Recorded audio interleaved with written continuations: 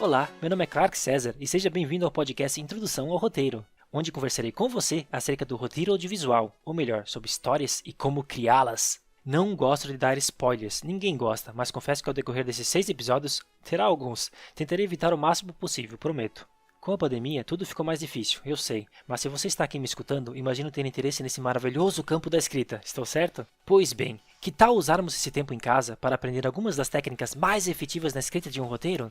Para que você possa puxar uma cadeira, fazer um café e escrever o que tanto ama.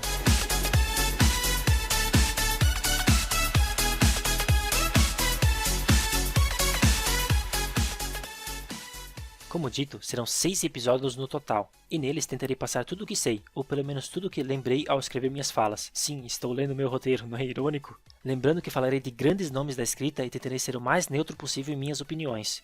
Mas confesso que provavelmente darei alguns pitacos pessoais no processo, pois querendo ou não, eu sou assim.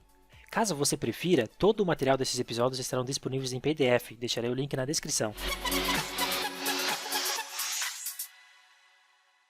Desde sempre fui apaixonado em criar histórias. A maturação de minhas ideias do que era essa criação só veio anos depois com meus estudos mais avançados na escrita desses tais roteiros.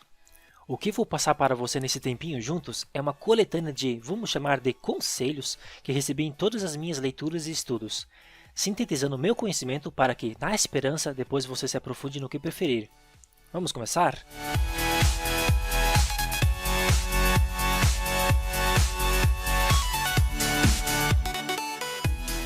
Você já parou para pensar como se começa a escrever um roteiro? Bem, na verdade não existe um método. O processo criativo de cada um pode ser diferente do outro. Mas as coisas que você mais vai escutar, e por um bom motivo, é que toda história precisa de um objetivo e um obstáculo. Não poderia ser mais simples que isso. Seu personagem precisa querer alguma coisa e precisa ter algo impedindo que ele consiga. Ele pode conseguir no final ou não, não importa. E para que isso aconteça, você precisa de um protagonista, é claro. E pode ser qualquer protagonista, um ser humano, um cachorro, um brinquedo, um robô, uma casa, um ventilador, não importa. O que precisamos é de alguma coisa querendo algo e queremos ver ele, ela ou aquilo tentando conquistar o que deseja.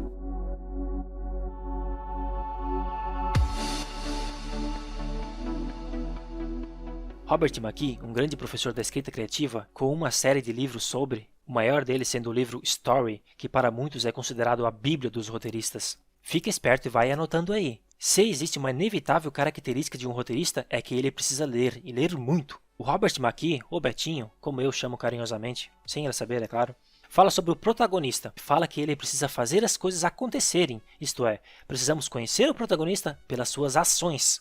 Uma coisa que o Betinho não gosta, além de ser chamado de Betinho, creio eu, é que se escreva uma biografia do protagonista, contando sua história. E isso é muito interessante, porque como ele mesmo fala, deixa o público entediado. Eu concordo. E você?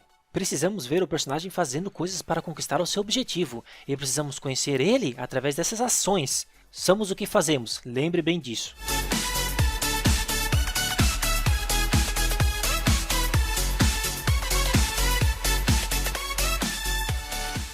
Feito o protagonista e definido seu objetivo, só precisamos agora criar os obstáculos. A única coisa que precisa é de um objetivo e um obstáculo. O obstáculo pode vir de diversas formas, uma delas é através de um antagonista, que nada mais é que algo ou alguém que impeça o nosso herói de conseguir o que ele tanto quer. Para conseguir construir uma história interessante, você precisa que o antagonista seja tão bom quanto ou até melhor que o protagonista. Para Robert McKee, o famoso Betinho, ele fala o quanto mais forte e astuto for seu antagonista, mais interessante vai ser para o espectador assistir o confronto entre ambos. Portanto, entendemos que cinema é conflito. Em todos os meus anos de estudo sobre cinema, somente alcancei a maturidade de realmente dizer eu sei o que é cinema, quando eu realmente entendi essa frase, cinema é conflito. Parece bobo, mas não é.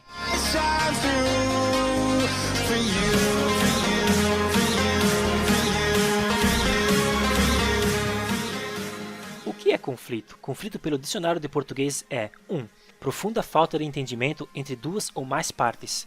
2. Choque, enfrentamento. E lembre sempre disso, se não tem conflito, não tem história. Pode ser o menor dos conflitos existentes. Vamos inventar um exemplo. Temos um menino chamado João. O João estava escrevendo em sua prova, mas quebrou a ponta de seu lápis. Ele checou seu estojo, mas não tinha apontador. Ele precisa emprestar de alguém. Ele olha para o seu lado direito e pede para seu amigo Marcos emprestar o dele. Mas eles estão em horário de prova e a professora está de olho na turma. Quando João pede para Marcos o apontador bem baixinho, pode ser que Marcos o escute e o empreste ou não. Pode ser que a professora intercepte achando que eles estão colando, não sei. O que importa é que entendemos que João é o protagonista, apontar o seu lápis é o objetivo, a professora pode ser a antagonista e Marcos, bem, Marcos é apenas Marcos. Brincadeira. Marcos pode ser antagonista também, impedindo que João complete a sua tarefa. Estou dando esse exemplo que inventei agora, o que me faz pensar, a professora não brigaria com ele após saber que ele apenas queria apontar seu lápis. Não é algo que gera um enorme conflito. Muito pelo contrário. Mas olhe como esse simples fato não deixa de ser um conflito. Ele é um menino que precisa apontar um lápis, de forma a ter medo de uma bronca. Viu? Não importa a sua história, isto é, a estrutura está lá. E conhecendo a estrutura, você pode fazer o que bem imaginar, até quebrar a estrutura. Pois vale lembrar que nada é regra, mas sim formas. Compare cinema com pintura. Compare uma imagem realística e uma imagem abstrata. Ambas são formas de expressão. O importante é você saber o que você quer passar. Eyes in the sky, gazing far into the night. Não sei se você já ouviu falar sobre plot. Bem, o plot em cinema nada mais é que a história. Você pode pensar o plot como uma equação de personagem mais objetivo mais obstáculo. Imagine o personagem sendo um recipiente. O objetivo sendo o que o recipiente quer carregar e o obstáculo sendo o conflito. Talvez o recipiente ainda não seja grande o suficiente para caber seu objetivo, entende? Ele deve crescer durante o filme. Isto é, o plot de um filme é o que o personagem quer junto com o que ele vai enfrentar para conseguir. Talvez você já ouviu falar do famoso plot twist, que seria um acontecimento inesperado para a história, algo que faça a história sair de seus trilhos e caminhar uma direção totalmente diferente. Para entender melhor, vou citar um exemplo do filme O Sexto Sentido. Você já viu? Não viu? Senão vai receber um tremendo spoiler que sinceramente acho que você já teve. Além do mais, o filme é de 1999 e carrega um dos plot twists mais interessantes do cinema. Aliás, o diretor M. Night Shyamalan é um verdadeiro mestre em plot twist. Fica mais uma dica aí. Vamos ao filme. O personagem de Bruce Willis, chamado de Malcolm, tenta ajudar uma criança que supostamente vê pessoas mortas. E o caminho do plot, história, era que nosso protagonista conseguisse ajudar essa criança. Esse era seu objetivo. O filme carrega essa história até que descobrimos que Bruce Willis também está morto e que ele é uma das pessoas que a criança vê, levando o espectador a seguir um rumo totalmente diferente a partir dali. Tenha em mente seu plot, o que esse personagem quer, o que ele vai enfrentar para conseguir e se seu caminho fará o vitorioso, fracassado ou mudará repentinamente em um plot twist.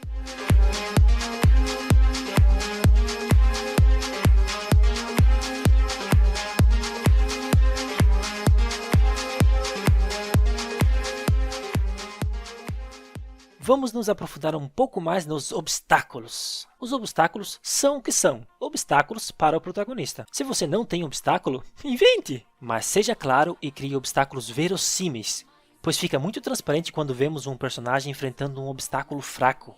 A palavra verossimilhança, se você não está acostumado, se acostume. Verossimilhança nada mais é que algum ato que se assemelha ao mundo que vivemos. Algo que podemos dizer, isso poderia acontecer. Mas lembre-se, verossimilhança não é necessariamente algo real. Você pode ver dois alienígenas discutindo sobre como é estranho os americanos usarem a expressão futebol para um esporte que se joga com a bola na mão.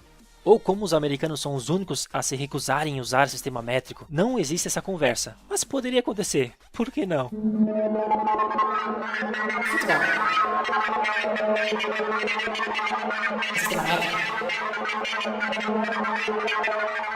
Voltamos aos obstáculos. Um exemplo de um obstáculo fraco. Voltamos ao João. Ele está prestes a pedir o apontador de lápis emprestado.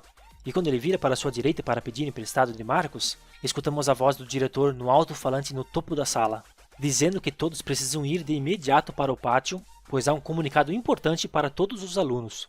João espera todos irem na frente. E sem ninguém na sala, ele pega o apontador de Marcos sem permissão.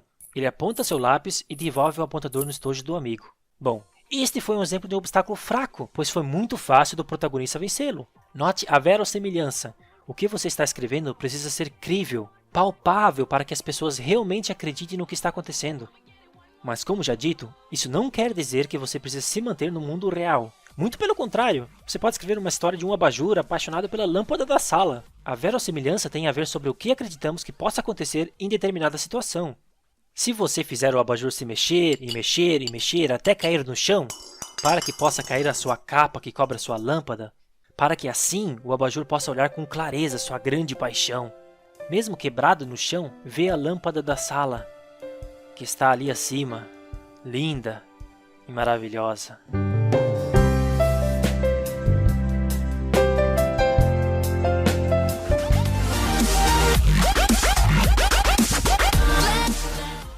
É crível, pois nós traduzimos a linguagem de uma forma que compreendemos.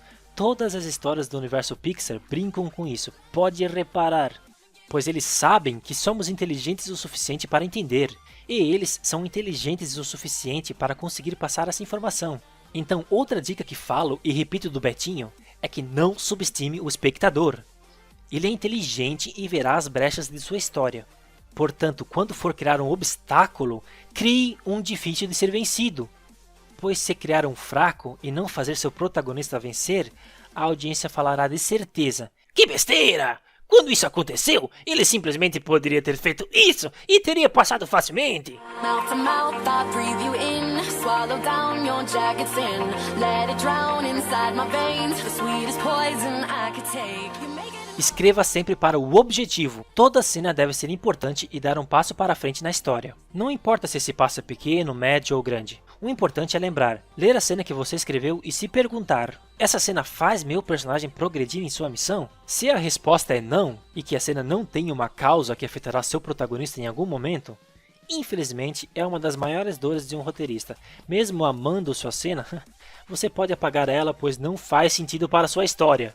De novo, toda regra é quebrável. Um roteirista que quebra bastante as regras é o famoso Quentin Tarantino, onde escreve cenas que não acrescentam absolutamente nada para a história, mas que tem muitas pessoas que amam. Só peço uma coisa para você. Antes de você quebrar as regras como Tarantino faz, lembre que ele leu tudo que já foi escrito sobre o roteiro. Ele tem um conhecimento de todas as formas e estilos de se escrever um roteiro. Por isso, ele as quebra com a sabedoria e não pela falta de conhecimento. Parece bobo, mas é muito importante.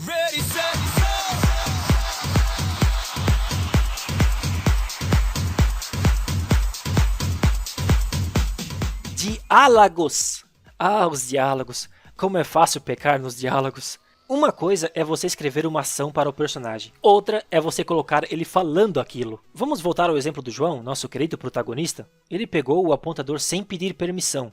Portanto, entendemos que ele é malandro, espertinho, e que fez o que fez porque sabe que resolveria seu problema e não prejudicaria ninguém. Vamos pôr um diálogo nessa história? Opa, bora! O João tá na sala. O diretor fala sua mensagem. Alunos, alunas e professores, por favor, um momento de sua atenção. Pedimos que caminhem de imediato para o pátio da escola, pois temos um convidado muito especial e queremos lhe dar uma notícia.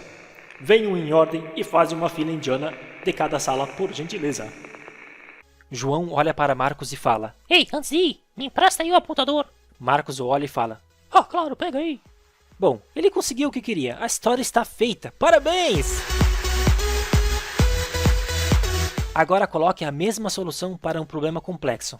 João é adulto, ele quer pedir um aumento para seu chefe. Ele vai até sua sala e fala: Então, chefe, estou trabalhando aqui há mais de 5 anos e sabe, vejo que a empresa está crescendo cada vez mais. E sei que faço um trabalho bom, pois fui funcionário do mês 5 vezes seguidas só esse ano. Gostaria de saber se você consegue me dar um aumento.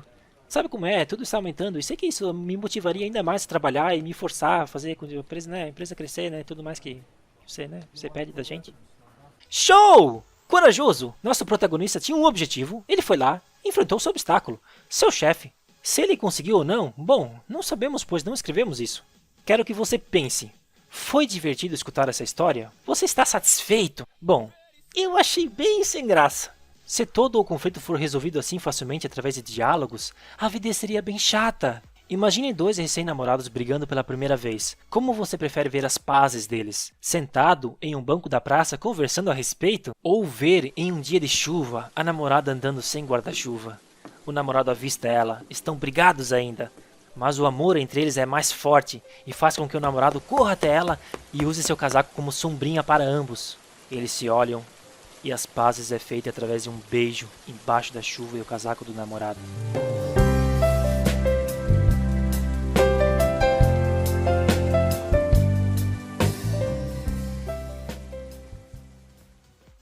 que quero dizer é, mova a história com ações e não diálogos. Claro que, de novo, roteiristas como Aaron Sorkin, que são especialistas em diálogos, acabam resolvendo a história através de excelentes e inteligentíssimas conversas. Nada de errado com isso. Mas até ele, ao deparar com uma situação que poderia ser resolvida através de um gesto em vez de uma conversa, optará pelo gesto. Aqui deixo um conselho bem pessoal, que eu uso, mas cabe a você ver se é útil ou não. Quando eu sempre escrevo todo o diálogo, representado nas falas, tudo que os personagens querem, ficando bem exposto tudo o que ele deseja para mover a história. Depois que feito isso, eu releio e em cada relida vou removendo toda a fala que já está sendo mostrada através das ações, refinando o diálogo para que ele de preferência suma totalmente, ou pelo menos o máximo possível, deixando apenas o que importa, a ação que o personagem faz para atingir seus objetivos. Não é brincadeira quando falam que a imagem vale mais que 1000 palavras.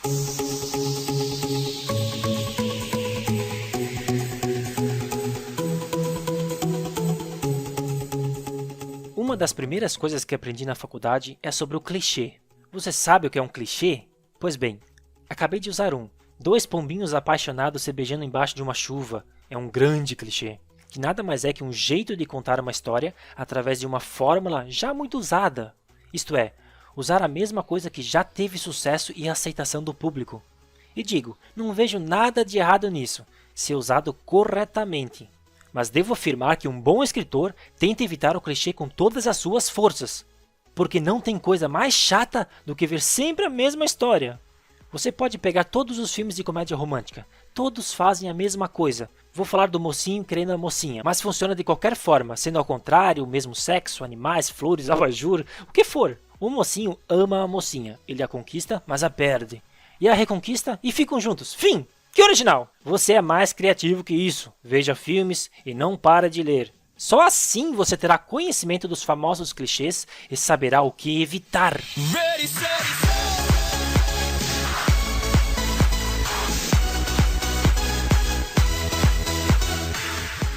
Aqui já entramos no campo de pesquisas.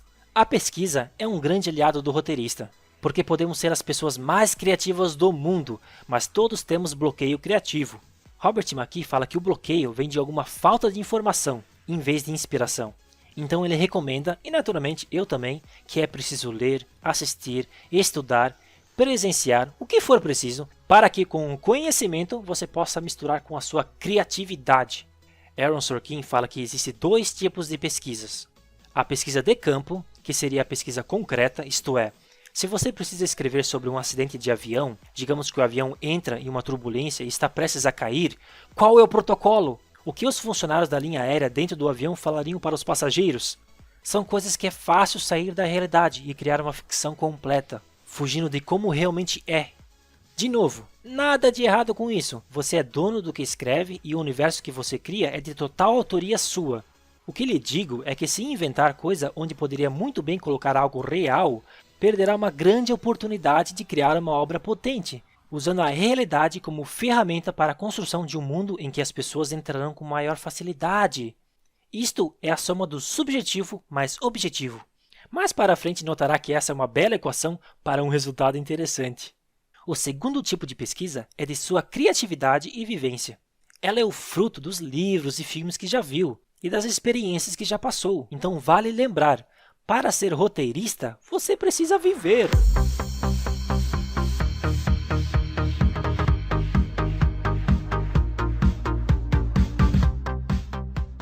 Escreva visualmente. Esse é um dos maiores pecados de roteiristas amadores. Eu não fujo da exceção, já escrevi muita coisa que tenho vergonha de dizer que fui eu. Isso é o que mais as pessoas têm dificuldade. O roteiro não é uma literatura. Como Aaron Sorkin compara, o roteiro é como uma planta baixa de uma casa. Ela precisa ser compreendida para que os produtores e diretores saibam o que você quer mostrar. Do contrário, terá uma construção de um filme totalmente fora do que era para ser. Pois o roteiro não representou devidamente o que se passaria ali. Bem, para falar a verdade, se você escrever um roteiro não visual, ninguém vai querer produzi-lo, pois não vão entender o que você quer mostrar. Simples assim. Para escrever visualmente, você precisa de prática e muito tratamento. Lembre do Betinho, seja sucinto nas palavras, descreva ações, objetos e, de novo, ações. Se você ler e não conseguir imaginar aquela ação acontecendo, você está fazendo errado. É muito comum, e não se maltrate por isso, descrever uma ação e acabar não escrevendo toda ela, isto é, você pode escrever alguma coisa e algo que imaginou ficou apenas na sua imaginação, mas que quando lê, você sabe que está lá. Faça esse raciocínio. Quando outra pessoa ler, ela verá apenas o que está escrito. Então, como exercício, sempre leia apenas o que está escrito. E se tem algo que imaginou e não está no papel, bem, coloque no papel. Parece bobo, mas não é.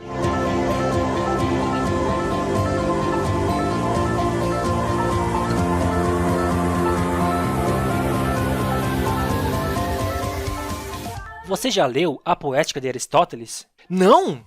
Bem, agora você tem uma nova tarefa, e a mais importante de todas.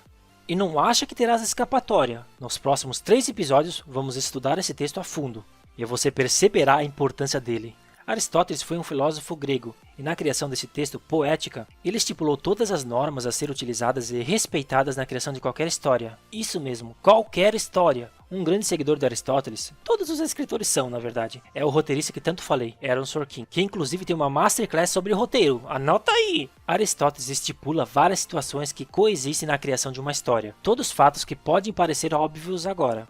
Devido a sermos uma geração tão consumidora de histórias como nunca, o filósofo usa a escrita para propor um pensamento acerca dos grandes teatros da época, coisa essa que, como já disse, é seguida e respeitada até os dias atuais, por ser algo concreto e verdadeiro. Um dos ensinamentos de Aristóteles que mais me marcou, e vou divulgar para lhe dar apenas um gostinho do poder desse pensador, é o seguinte, ele fala: é mais fácil acreditar no impossível provável do que no possível improvável. Eu sei, dá um nó na cabeça, mas vamos entender isso. Antes de mais nada, vamos entender como funciona nossa mente ao assistir um filme. Existe uma coisa chamada suspensão da descrença, e nada mais é que quando começamos a ver um filme, suspendemos nosso pensamento racional e aceitamos tudo que vemos em tela, isto é, suspendemos nossa descrença. Pode vir alienígena, um cachorro falante, um robô que tem sentimentos, só vem que estamos aceitando. É algo natural e belo, aliás, algo a se pensar antes de criticar um filme. Bem, voltando, o impossível provável é algo que sabemos de fato que é impossível acontecer. Vamos dar o exemplo do Wall-E, um filme da Pixar que conta a história de um robô solitário, que acaba se apaixonando por outro robô. Bem o que Aristóteles diz, é que é mais fácil a gente acreditar no impossível provável do que no possível improvável. Ok, vamos ao possível improvável e você já vai entender. O possível improvável é quando algo possível de acontecer, mas improvável acontece. Exemplo. Seu personagem está em casa, e ele precisa saber que existe um assassino à solta para que ele tenha medo e enfrente um estranho que rondará sua casa em breve, supondo que seja um filme de terror. O possível improvável é que no momento que ele senta no sofá, passa um vulto em sua janela. Ele liga a sua TV, está passando um jornal, onde o jornalista fala que existe um assassino à solta. Bem, isso é possível acontecer, mas improvável, o que pode gerar críticas dos espectadores. Aff! Até parece que bem na hora que ele ligou a TV ia dar aquela notícia. Então, repetindo, é mais fácil acreditarmos em um impossível provável do que num possível improvável. Ainda está confuso? Calma, conversaremos melhor nos próximos episódios. E leia, você não vai se arrepender. E se você quer ser roteirista, bem, essa é a sua verdadeira Bíblia.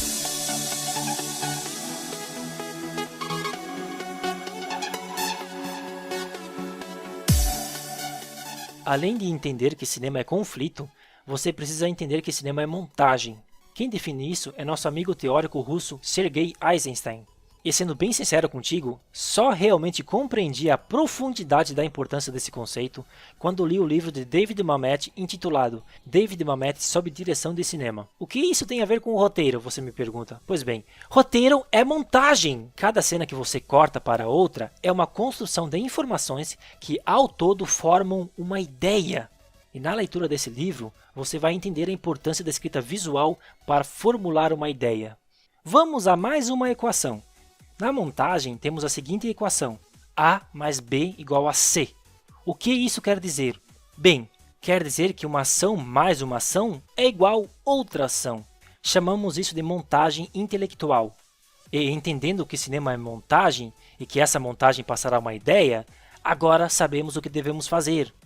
Calma, vou exemplificar. Que tal voltarmos ao João? Ele tá lá na fila indiana esperando seja lá qualquer coisa que o diretor queria mostrar. Digamos que ele ainda não apontou seu lápis, mas ele quer apontá-lo a todo custo. É idiota, eu sei, mas siga o raciocínio para vermos no que vai dar. Como mostramos isso para o público? Não se esqueça, parece ser função do diretor, mas um bom roteirista deixa isso claro no papel. Não estou falando para deixar tudo mastigado, mencionar onde deve posicionar a câmera, por exemplo, isso nunca! O que lhe digo é que deve escrever visualmente, para que o diretor possa visualizar a cena e entender o sentido dela. Bom, voltando. Precisamos mostrar que João quer a todo custo apontar seu lápis. Mas ele está no pátio e o apontador está na sala. Como fazemos para representar esse sentido, essa vontade, que é algo abstrato e só o cinema conseguiu traduzir? Já mostramos na cena anterior ele com o lápis e a ponta quebrada. Portanto, já sabemos do que ele precisa. Agora imagine ele na fila. Ele olha na direção da porta da sala. Chamaremos ele olhando para a porta de plano A. Corta para um plano da porta da sala. Chamaremos a porta de plano B. 2 planos simples, A mais B. Ele olhando para a porta, que resulta em C, que é igual à vontade dele apontar seu lápis. Louco, né? Exemplo bem bobo, mas bem, isso é cinema e isso é o que você está escrevendo. Os exemplos que dou são criação minha, mas essa forma de aprendizado é de total influência do David Mamet, que no livro Sobre a Direção de Cinema, nada mais é que um transcrito de uma aula que ele deu, conversando com os alunos e formando em tempo real um roteiro e direção de uma história. Você está anotando essas referências para se aprofundar depois, não está? Claro que está!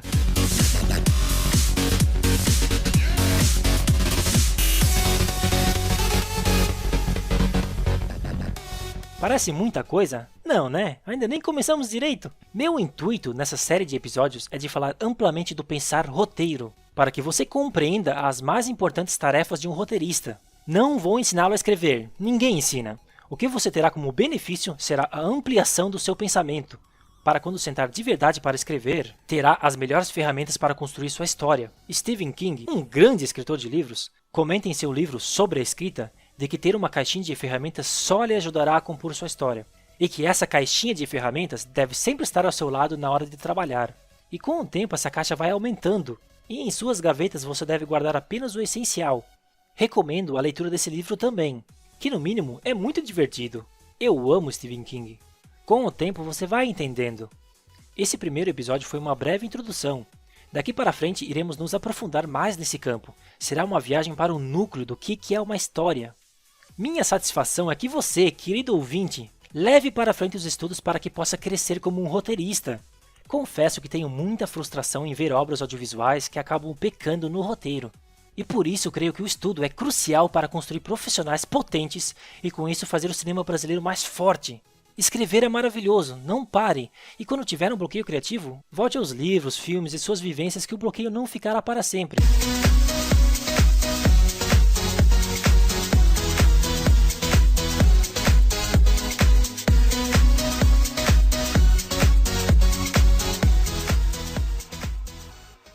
O episódio vai ficando por aqui. Se curtiu, compartilhe com seus amigos, espalhe esse conhecimento, não seja egoísta. Nos próximos episódios falaremos do texto A Poética. Estão imperdíveis.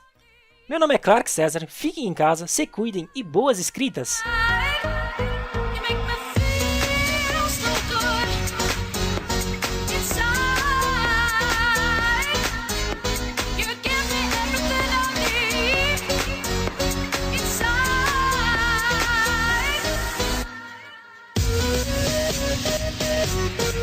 We'll be